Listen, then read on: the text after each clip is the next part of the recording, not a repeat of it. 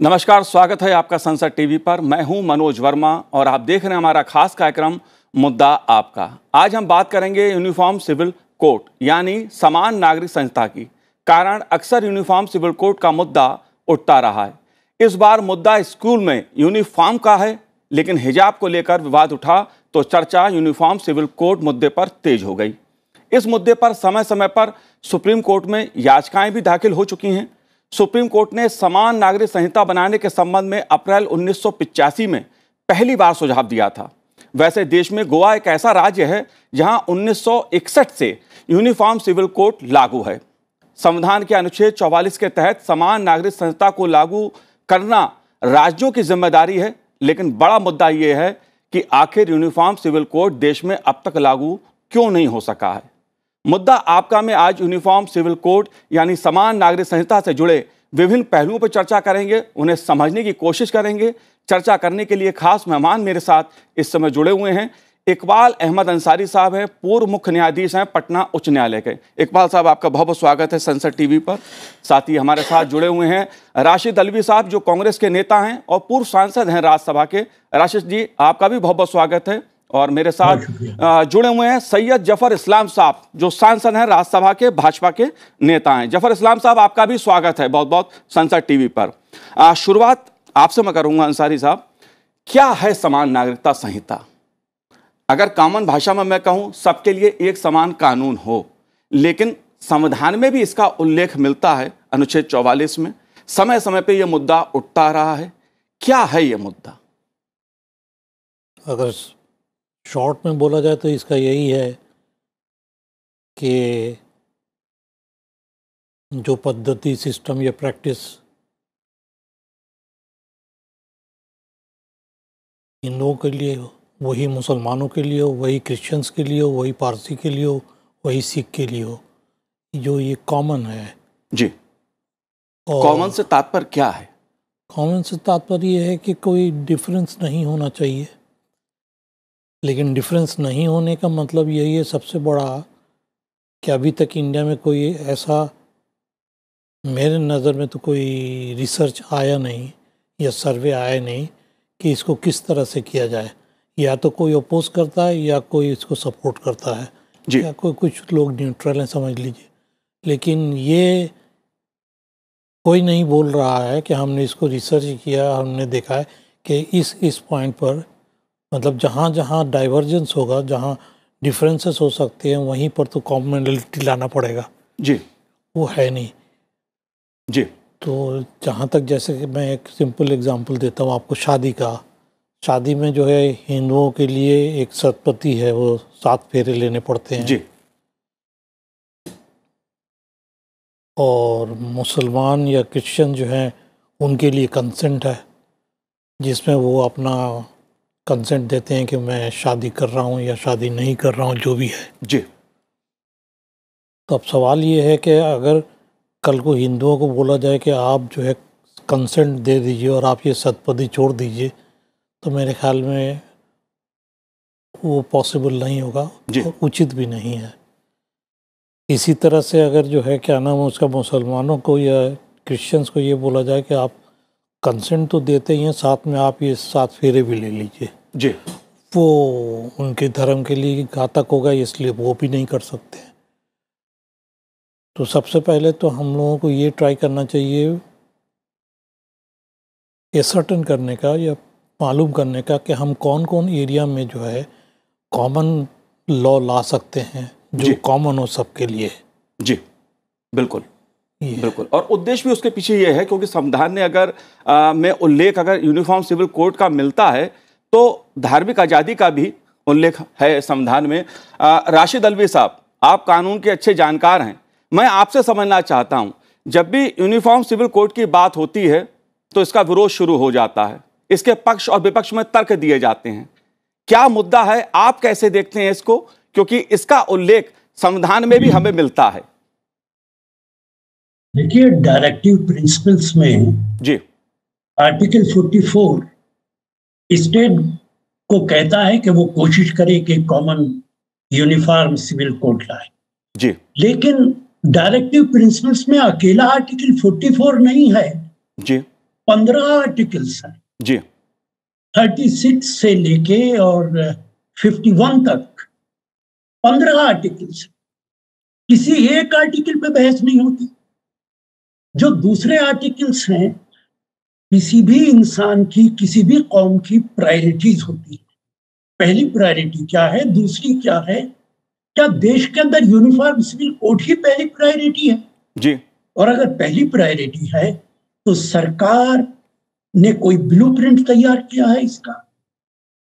मुसलमानों की बात छोड़ दी, जी।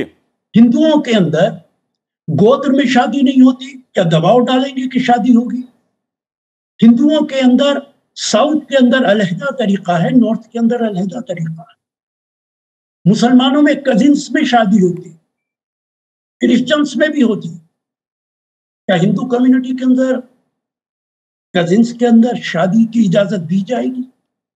अंडमान निकोबार के आसपास कितने छोटे छोटे जगहें हैं जहां पे अलग अलग ट्राइब्स रहते, छोटे छोटे आइलैंड्स के।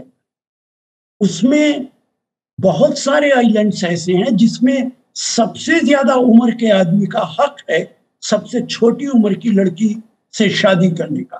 गालिबन जरवा, समथिंग लाइक दैट, इस तरीके का नाम। साउथ के अंदर मामा का हक है कि वो अपनी भांजी से शादी कर सकता।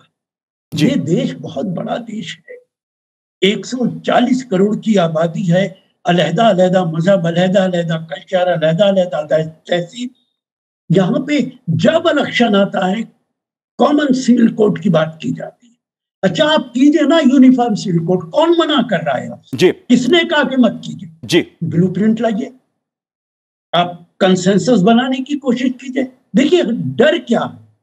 डर ये है कि माइनॉरिटीज को ये डर लगता है कि हमारे ऊपर हिंदू कम्युनिटी के लॉज थोप दिए जाएंगे, हमारे ऊपर जो हिंदूज के लॉ हैं, मैरिजेस के हैं, दूसरे हैं, वो जबरदस्ती थोप दिए जाएंगे।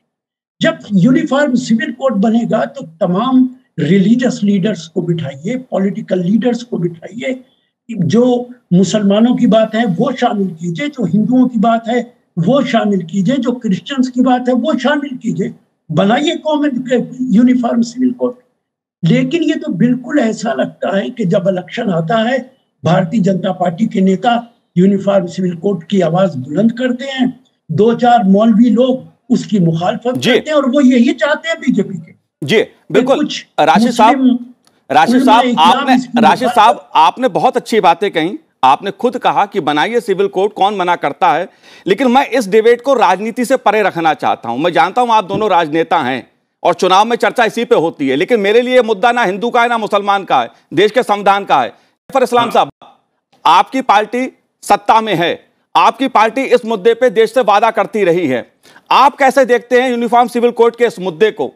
जी शुक्रिया। तो मैं ये कहना चाहता हूं कि देखिए, ये ना तो हिंदूज के लिए ना मुस्लिम्स का, ये मसला हिंदू मुस्लिम का नहीं है, ये ह्यूमैनिटी का मसला है, ये ह्यूमंस का मसला है।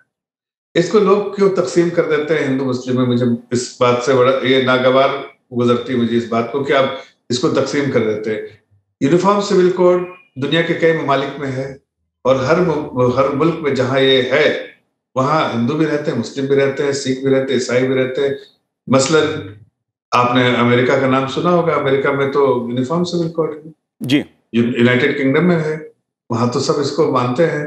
आप अपनी बात छोड़िए, आपने अपने ओपनिंग रिमार्क्स में कहा कि गोवा में है, क्या वहां हमारे हिंदू मुस्लिम भाई नहीं रहते? सभी रहते हैं, क्रिश्चियन भी रहते हैं। गालिबन इसको इस तरह से समझना पड़ेगा कि क्रिमिनल एक्ट तो है वो सबके लिए यकसा है, सिविल जो है एक्ट वो अलग अलग है, अलहदा है सबके लिए। जो यूनिफॉर्म होना चाहिए ताकि एक देश में एक ही कानून हो और उस कानून के मातहत सभी को उसको मानना पड़े। अब इसको किसी और चश्मे से, नजरिए से और इससे किसी मजहब के नजरिए से नहीं देखना चाहिए जी। इसे देखना चाहिए कि देश में एक कानून होगा तो कई ऐसी तकलीफें हैं जिसका खात्मा हो सकता है। कुछ चीजें मुस्लिम समाज में अच्छी है, कुछ चीजें हिंदू समाज में अच्छी है, कुछ चीजें और भी समाज में अच्छी होंगी। गालिबन मैं इसका जिक्र भी कर सकता हूँ, जैसे सती प्रथा थी, उसको खत्म किया गया। यहाँ पर जिस तरह से ट्रिपल तलाक था, जो इस्लाम का पार्ट भी नहीं था, लेकिन उसे ट्रेडिशन उसको मानते थे। दुनिया के इस्लामिक ममालिकों में ये नहीं था, लेकिन हिंदुस्तान में था, उसको खत्म भी किया गया। तो ऐसी चीजें खत्म होनी चाहिए जो कि सोसाइटी के लिए कहीं ना कहीं एविल भी है और गलत भी है, लेकिन एक ऐसा कानून हो जो सबके लिए नाफिज हो और उसको मानने के मानना सबको पड़े, और उसमें किसी भी मजहब को इससे दूर रख के, मतलब किसी को तकलीफ ना हो, इसीलिए हमारी सरकार ने ऐसा किया है कि हर कम्युनिटी के, सोसाइटी के, वर्ग के हर लोगों को जो लोग इसके बारे में जिक्र कर सकते हैं, उनको इसके बारे में कहा गया कि अपनी ओपिनियंस दीजिए, और लॉ कमीशन जो है इस पर काम कर रहा है। मेरे ख्याल से ये ऐसा नहीं कि इसको थोप देना है जी, किसी को थोपना नहीं है, हम नहीं थोपना चाहते। कांग्रेस ने करना था, कांग्रेस सालों साल में सरकार में थी, कर देती। अभी ये उम्मीद करते हैं हमसे हर वो जो चीजें नहीं कर पाते थे, जिसमें टफ लीडरशिप की डिफिकल्ट काम था, वो हम करते हैं, करेंगे। लेकिन इस बात को पहले आपके चैनल में के द्वारा बताना चाहता हूँ कि इससे किसी मजहब को, पर चाहे मैं मुस्लिम हूँ और प्रैक्टिसिंग मुस्लिम हूँ, मुझे कोई ऐसी आपत्ति नहीं हो सकती। अगर मैं गोवा में कानून मान सकता हूँ तो हिंदुस्तान के दूसरे इलाके में क्यों नहीं मान सकता। और ये कहना राशिद भाई की जो बात है कि ऐसे माइनॉरिटी कम्युनिटी समझती है, ये गलत है। ऐसा कोई ना तो सरकार का इरादा है, ना कभी कभी हमने ऐसे इस तरह से इसके बारे में ऐसी पेशकश की है। ये इसमें बहुत सारी चीजें हैं जो प्रैक्टिस है, कई चीजों के उस धर्म से भी ताल्लुक नहीं रहता।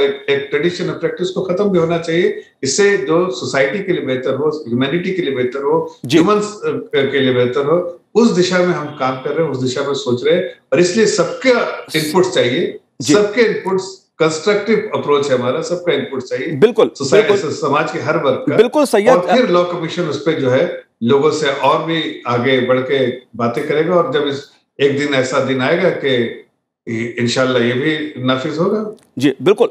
सैयद जफर इस्लाम साहब, मैं ये जानना आपसे चाहता हूं, क्योंकि जब भी इस पर चर्चा होती है, चाहे मैंने बात जिक्र किया 1985 किया, 1995 में भी सुप्रीम कोर्ट ने इस ओर इशारा किया था, 2003 में भी एक मामले में सुप्रीम कोर्ट ने कहा था इस पर विचार कीजिए, और 2019 की मैं बात करूं तो सुप्रीम कोर्ट के एक न्यायाधीश ने इस मुद्दे पर कहा कि सरकार को पहल करनी चाहिए।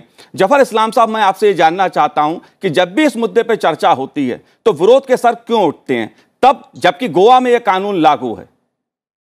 देखिए, मैं इसी बात के बारे में कह रहा था कि कोई ऐसी बात नहीं होनी चाहिए जो इसको राजनीति जो है कलर दे सके। ये मुद्दा ऐसा है, जैसे मैंने कहा, कि इंसानियत से जुड़ा हुआ है। ये डे टू डे जिंदगी में जिस तरह से इंसान गुजारता है, उसमें बहुत सारी चीजें अच्छी भी होती हैं, खराब भी होती हैं, बहुत सारे ट्रेडिशंस होते हैं, धर्म से नहीं होती हैं।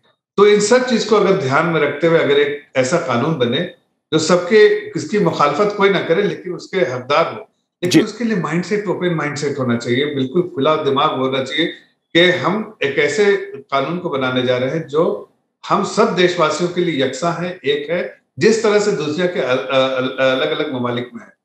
अफसोस की बात है कि यहाँ पर इसको पॉलिटिकल चश्मे से देखा जाता है, पॉलिटिकल कलर से देखा जाता है। बिल्कुल। इसलिए हमारे बहुत सारे लीडर्स ने कहा होगा यूसीसी के बारे में, लेकिन उनको छोड़ दिए। जो छोटे मोटे लीडर्स बोलते हैं, उनकी समझ कितनी है नहीं है उसके बारे में मैं यहाँ जिक्र नहीं कर रहा हूँ, लेकिन हमारे जो टॉप के लीडर हैं, जो इस बारे में जानकारी मैं बिल्कुल उसके बारे में उन्होंने क्या कहा है, उन्होंने यही कहा है कि इसको सबको, चाहे जैसे लॉ मिनिस्टर है, इसको सबका इनपुट्स लेके एक ऐसा कानून बनना चाहिए जो सबके लिए बेहतर हो और सबको मान्यता है। जी, मैं बिल्कुल इसे राजनीति से अलग ही रखना चाहता हूं इस पूरी चर्चा को। अंसारी साहब, अगर मैं आज ही की केस स्टडी की बात करूं, 45 साल चली कानूनी लड़ाई में एक मुस्लिम बेटी हिस्सा मांग रही थी, अपना अधिकार मांग रही थी, उसे न्याय नहीं मिला है। पैतृक संपत्ति में उसे हिस्सा सुप्रीम कोर्ट में नहीं मिल पाया। यह मोहिउद्दीन पाशा जी का एक संपत्तियों के बंटवारे का मामला है। यह अधिकार से जुड़ा है, बच्चियों के न्याय से जुड़ा है। मैं एक चीज़ बोलना चाहता हूँ पहले, जो कॉमन सिविल कोड की बात करते हैं कि गोवा में है, अमेरिका में हुआ है, उनके समझ में शायद ये नहीं आया है कि ये लेन देन या एक्सचेंज ऑफ व्यूज से नहीं हुआ है। हमने एक कानून बना दिया, सब उसी को फॉलो करेंगे। जैसे हमारे यहाँ भी स्पेशल मैरिज एक्ट है जी, उसमें भी आप किसी भी धर्म के हो, आप उसमें अपना मैरिज उस कानून के मुताबिक कर सकते हैं। वो है गोवा में जो है वो भी यही तरीका है, अमेरिका में जो है वो भी यही तरीका है। लेकिन आप जब रिलीजियस सेंटिमेंट्स में जो लोग जीते हैं उनको आप बोलेंगे तो फिर सवाल तो ये भी पैदा होगा ना कि जो AGOF है, जैसे हिंदू अनडिवाइडेड फैमिली है, उसके अपने राइट्स होते हैं इनकम टैक्स एक्ट के अंदर में, क्या हम ले लेंगे उसको? जी, ये तो बोलना पड़ेगा। उसके लिए हम क्या करेंगे? क्योंकि दूसरों को तो नहीं मिलता है, मुसलमानों को भी नहीं मिलता है, क्रिश्चियंस को भी नहीं मिलता है, और जो हिंदुओं में जो HUF में नहीं पढ़ते हैं उनको भी नहीं मिलता है।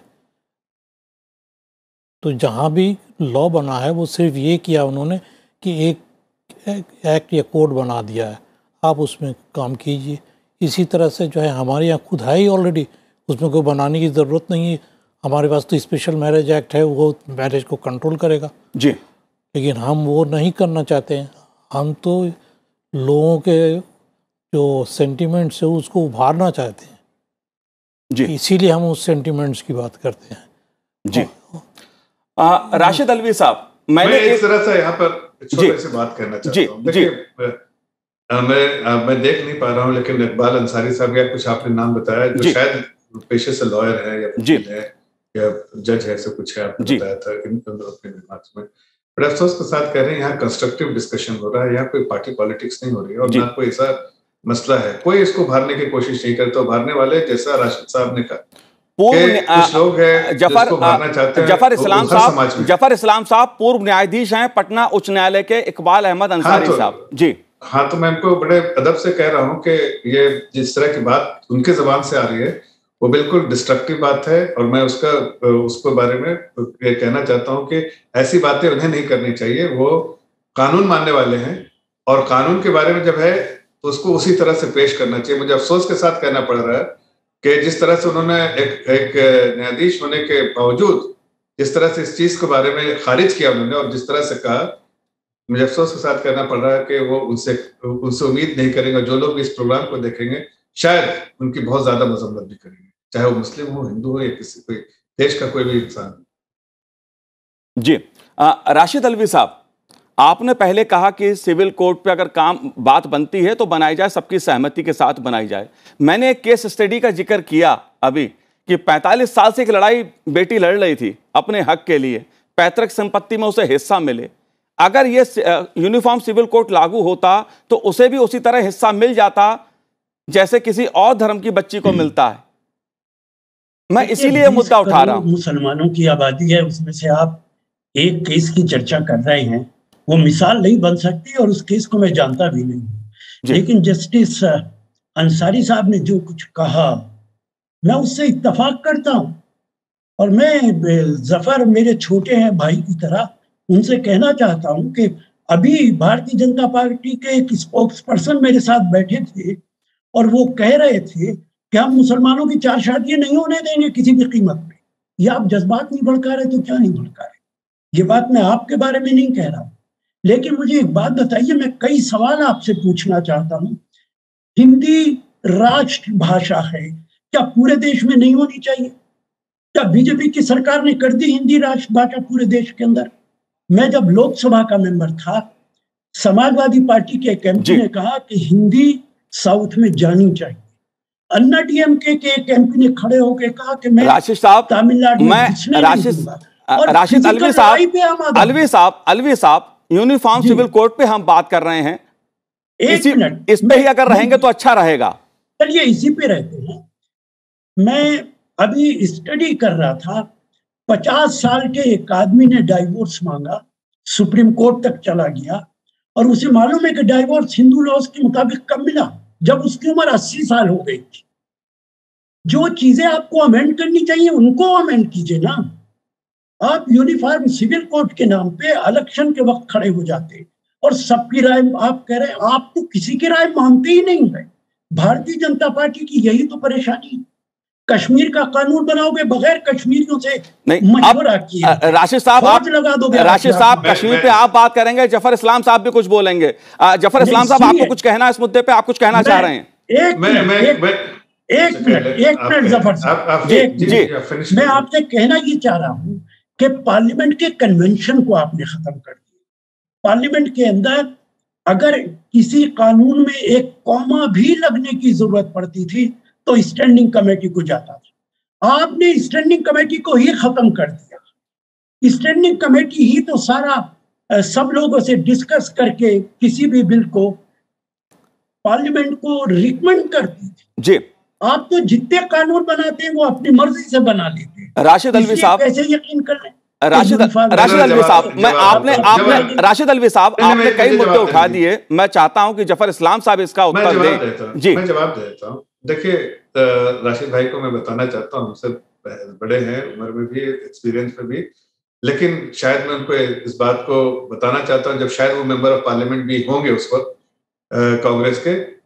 आपने कितने सारे बिल पास किए हैं, दिन में लोग खड़े और आपने पास कर दिए हैं। आपको इस बारे में पता है, एक मिनट में डिस्कशन नहीं हुआ है और कितने सारे बिल्स बिना चर्चा के पास कर दिया। तो ये कहना मुनासिब नहीं होगा।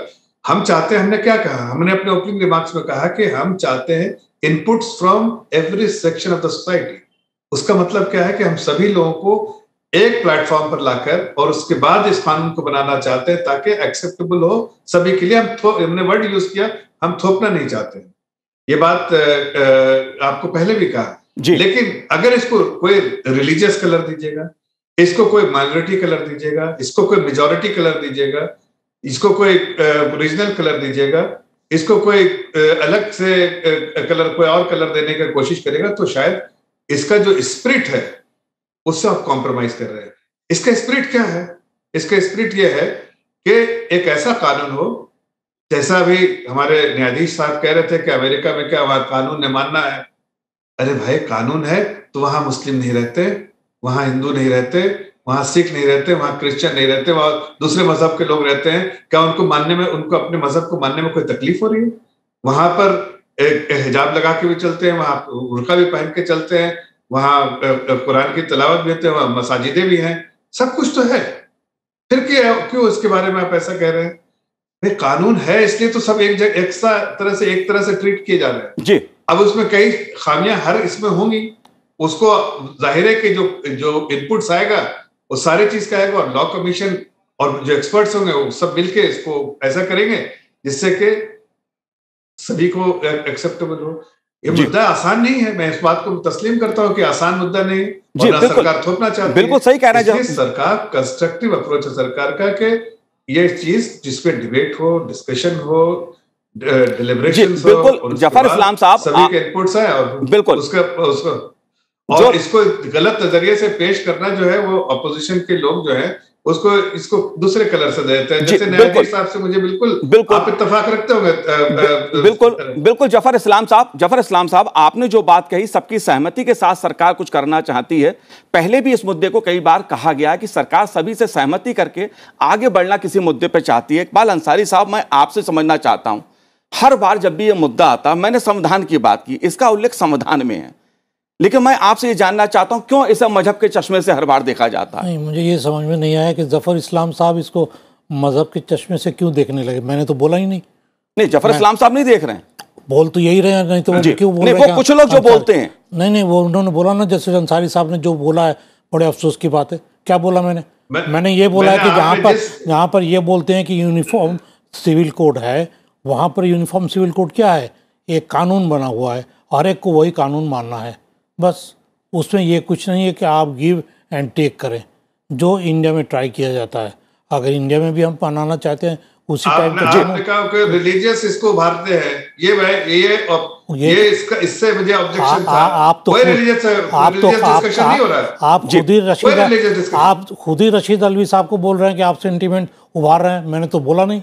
देखिए मैं चाहता हूं आप बोला। जस्टिस साहब, बड़े अफसोस के साथ फिर से कह रहा हूं, आप थोड़ी कंस्ट्रक्टिव अप्रोच रखिए। आपसे एक्सपेक्टेशन नहीं इस तरह की बातें जो आप कह रहे हैं। You have to be little bit constructive। नहीं, मुझे जफर इस्लाम साहब, इकबाल अंसारी साहब, मैं इतनी सी बात जानना चाहता हूं। कुछ लोग इस मुद्दे को मजहबी बना देते हैं, आप भी समझते हो, आप भी जानते हो उन बातों को, जबकि यह मुद्दा मजहब का नहीं है। अगर बात सिविल कोर्ट की कही जा रही है वो सबके लिए है, तो इसमें आपत्ति क्यों होती है? ये तो क्यों मजहब के आधार पर इसका विरोध होता है? ये तो हारून साहब, देश संविधान से चलेगा या किसी धर्म या मजहब से चलेगा? संविधान से चलेगा, लेकिन संविधान में जो है वही तो माना जाएगा ना जी। संविधान में ये है कि यूनिफॉर्म सिविल कोड कीजिए, लेकिन कैसे कीजिए ये नहीं है। इसीलिए है कि आप कोशिश कीजिए यूनिफॉर्म सिविल कोड का, ये तो बोला नहीं कि आप उसको बना दीजिए। जी। तो अब यूनिफॉर्म सिविल कोड के लिए आपने क्या कोशिश किया है वो बताइए, हर एक पार्टी बताए, चाहे वो कांग्रेस हो, चाहे बीजेपी हो, चाहे समाजवादी हो, जो भी है, कि भाई हमने इसको बनाने के लिए ये किया है। जी। वो तो कोई भी नहीं बोल सकता है सिवाय इसके कि भाई हमने बोला है कि यूनिफॉर्म सिविल कोड हो। वो तो सभी बोलते हैं यूनिफॉर्म सिविल कोड हो, लेकिन कैसे बनाएंगे? इसीलिए मैं बोल रहा था कोई ब्लूप्रिंट होना चाहिए, कोई रिसर्च पेपर होना चाहिए, कोई सर्वे होना चाहिए जी, कुछ रिव्यू होना चाहिए, कुछ तो होना चाहिए ना। जी बिल्कुल। इस पर लॉ कमीशन भी इस पर काम कर रहा है, समय समय पे इस पर चर्चा भी हुई है, सुप्रीम कोर्ट से सड़क तक ये मुद्दा उठता भी रहा है, ये मुद्दा आता रहा है चर्चा में। इकबाल अंसारी साहब, इस पर तमाम पहलू हैं, इस पर चर्चा आगे भी जारी रहेगी, हर स्तर पर चर्चा होनी भी चाहिए, सहमति के साथ कोई कानून बनना चाहिए। इकबाल अंसारी साहब, आपने हमसे बात की, आपका बहुत बहुत शुक्रिया। राशिद अलवी भाई, आपका भी बहुत बहुत धन्यवाद हमसे बात करने के लिए। और सैयद जफर इस्लाम साहब, आपका भी बहुत बहुत शुक्रिया, बहुत बहुत धन्यवाद संसद टीवी से बात करने के लिए। तो आज हमारे इस कार्यक्रम में इतना ही, मुझे दीजिए आज्ञा, नमस्कार।